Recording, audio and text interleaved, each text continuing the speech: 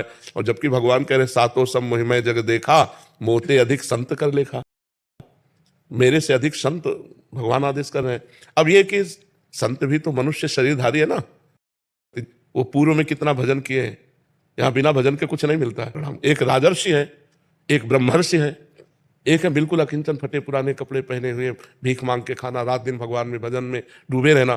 तो संतों की कई कोटियां हैं, और एक है अवधूत कोटि के, जिनको कोई परवाह नहीं, समाज की कोई परवाह नहीं, शास्त्र मर्यादा से ऊपर उठे हुए, जब जो मनाया जैसी मस्ती उनकी। अब उनको देखोगे तो या तो पागल कहोगे और या तो धर्म विरुद्ध कहोगे। तो चाहिए कि हम अपनी स्थिति को बढ़ावें।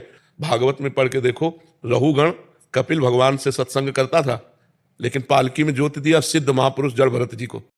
इतने बड़े महापुरुष जिनका भागवत में गुणगान किया जा रहा है, जो भगवान ऋषभ देव जी के पुत्र भरत जी, और वही तीसरे जन्म में जड़ भरत बने।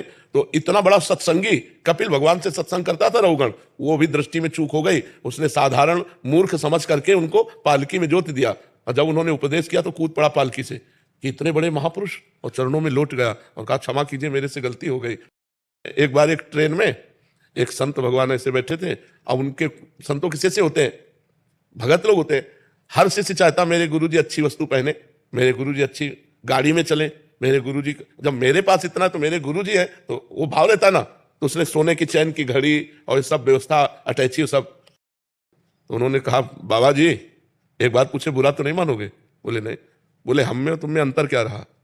हमारी घड़ी भी इतनी महंगी नहीं जितनी तुम्हारी घड़ी है, तुम्हारी अटैची है, तुम्हारा है सब, फिर हम में तुम्हें अंतर क्या रहा? उनका बेटा कौन सा स्टेशन आ रहा है? बोले अमुक। बोले चाय पीना है। गए चाय पीने, बोले एक चाय और बनाओ, और पूरे जितने रुपए मिले थे सब चाय वाले के सामने रख दिए। इतने में गाड़ी ने हारन दिया और घड़ी और सब वहीं खोल के रख दिए थे। तो उनका बाबा जी अब तो हम चाय नहीं पियेंगे क्योंकि गाड़ी। बोले अब हम तो चाय पियेंगे इधर। बोले वो सब, बोले किसी ने दिया था, कोई उठा लेगा। बोले बाबा जी हम तो ऐसे, बोले हमें तुम्हें यही, तुम छोड़ नहीं सकते और हम 1 मिनट में छोड़ सकते हैं।